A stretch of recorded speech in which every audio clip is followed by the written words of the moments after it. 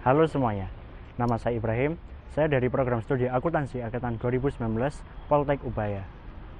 Pada kesempatan kali ini, saya akan membahas bagaimana pengaruh wabah endemik corona terhadap kehidupan pelaku-pelaku ekonomi di Indonesia, seperti pemilik UMKM, kemudian pemilik pedagang kaki lima seperti di belakang saya ini, dan juga terhadap kehidupan ojol di Indonesia. Selain itu juga, saya akan membahas bagaimana peran penting kita sebagai rakyat biasa atau mahasiswa yang sesuai dengan ideologi kita Pancasila menghadapi situasi yang seperti ini. Simak video berikut ini. Jadi awalnya virus ini ditemuin pertama kali di Wuhan dan dipercaya menular dari hewan-hewan liar, termasuk dari kelelawar dan ular yang dijual di pasar. Virus ini lantas hinggap di tubuh manusia. Tapi nggak cuma nular dari hewan, kan yang bikin lebih serem. Sekarang virus ini juga gampang nyebar dari orang ke orang sesimpel lewat batuk atau bersin. Karena makin menggila, pemerintah Tiongkok sampai ngebatasin orang-orang di Wuhan untuk nggak boleh keluar masuk kota, biar bisa nekan persebaran virusnya. Orang-orang pinter dari berbagai belahan dunia pun ikut bantuin Tiongkok untuk terus neliti dan ngembangin obat untuk virus ini. Nah, bagaimana teman-teman? Sudah paham mengenai corona? Berikut ini akan saya tampilkan berita video mengenai dampak corona terhadap usaha kecil menengah di Indonesia. Usaha kecil menengah ikut merasakan dampak merebaknya pandemi COVID-19. Sepinya pembeli membuat puluhan pedagang di Mall CBD Ciledug, Tangerang, Banten memilih tutup toko pada Selasa siang.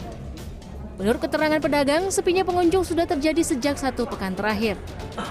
Para pedagang memilih tutup karena tak sanggup membayar gaji karyawan dan sewa toko sebesar 25 juta rupiah per bulan.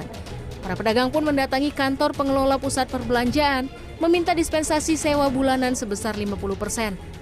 Namun belum ada jawaban dari pihak pengelola. Untuk mengakali pendapatan, pedagang memanfaatkan jualan secara online. Penurunan pendapatan juga dialami pengusaha usaha laundry atau jasa cuci pakaian. Sejumlah usaha laundry di kawasan Duren Sawit dan Cipinang, Jakarta Timur mengalami penurunan omset 20 hingga 50%. Nah, bagaimana teman-teman? Berita tadi membuktikan bahwasanya banyak sekali usaha-usaha kecil menengah itu tutup, omset mereka menurun. Banyak kios-kios yang di pusat perbelanjaan itu tutup karena kebijakan dari pengelola pusat perbelanjaan. Nah, disinilah peran penting dari pemerintah sebagai penyelenggara negara untuk memenuhi hak-hak dari warga negaranya.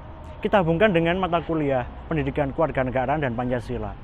Sesuai dengan butir kedua dari Pancasila, kemanusiaan yang adil dan beradab. Pemerintah harus melakukan kebijakan yang adil untuk membuat warganya beradab.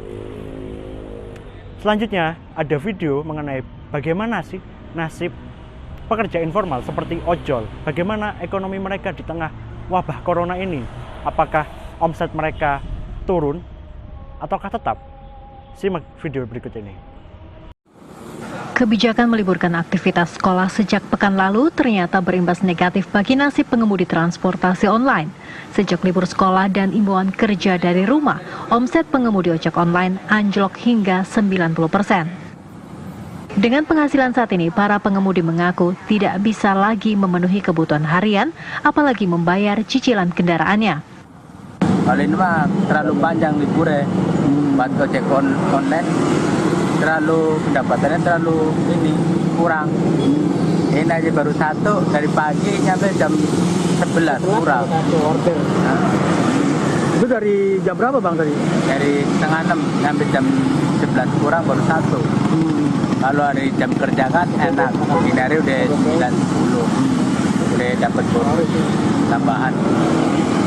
Enaknya di situ bang. Ya, berkurang banget sih aslinya. Orang jadi jarang ke kantor kan, udah pada libur semua juga. Jadi buat ojolnya kadang 1 jam bisa baru dapat 1 gitu. Ini aja dari pagi sampai jam segini baru dapat 4 ya bang. Itu ngefek banget buat ojol.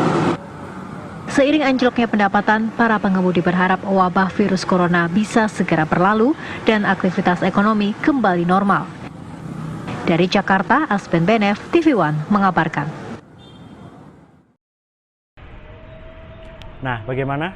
sudah paham kan bagaimana kondisi saudara-saudara kita yang bekerja secara informal seperti ojol, seperti UMKM tadi.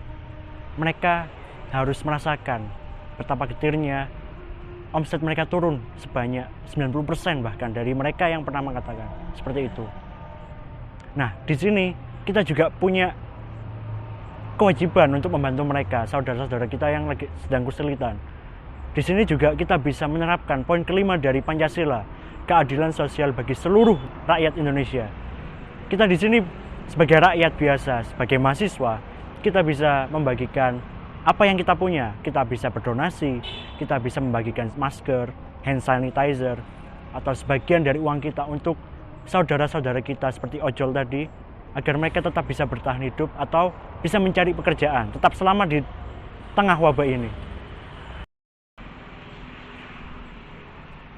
Nah, sekian dari saya pembahasan mengenai bagaimana dampak corona terhadap kehidupan pelaku ekonomi di Indonesia. Semoga kita semua tetap sehat, tetap semangat menjalani kuliah, bekerja dari rumah, kemudian semoga tetap selamat juga bagi pelaku-pelaku ekonomi, UMKM, kemudian ojol, kemudian pemilik pedagang kaki lima seperti ini. Semoga kita semua tetap diberi kesehatan oleh Tuhan Yang Maha Esa. Dan selalu ingat pesan dari pemerintah, di rumah aja. Nama saya Ibrahim, terima kasih.